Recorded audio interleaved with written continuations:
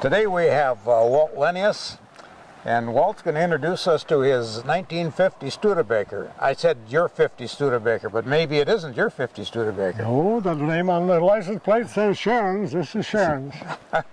And how did Sharon acquire this Studabaker?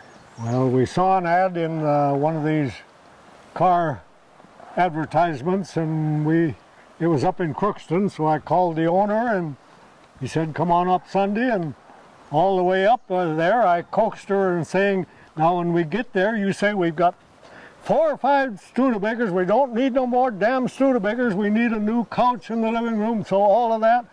But when I got up there, he opened the door, she took one look at it, and she said, write him a check, write him a check. Forgot all about. Well, that's kind of unusual that the wife is so willing to do that. Now, 1950 for Studabakers, was this wasn't the introduction of the bullet nose? When did that come out?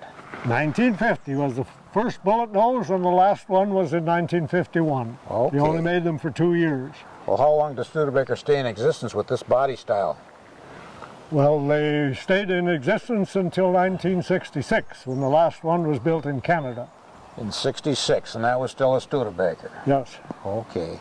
And they started in about 1830. At one time, they were the largest manufacturer of wheeled goods in the world. Buggies, wagons, you name it. Okay. Now, this unusual thing about some of the Studabakers, do they have, was it something about their starters or hill holding, or what did they have that was so unique? One thing, you didn't have to worry about people stealing it. You leave the keys in because they couldn't find the starter. You pushed the clutch to the floor, and there the starter was underneath the clutch pedal. Okay. Most people didn't know that. No. And there is a hill holder. If you were, say you were pulling up to a steep stop sign like this, and you step on the clutch, and it won't roll back because stepping on the clutch also puts the brakes on. That was called a hill holder, which was one of their features. Right. And they also have an overdrive. When you get up to 35 or 40 miles an hour, you let up on the accelerator and it automatically shifts into overdrive.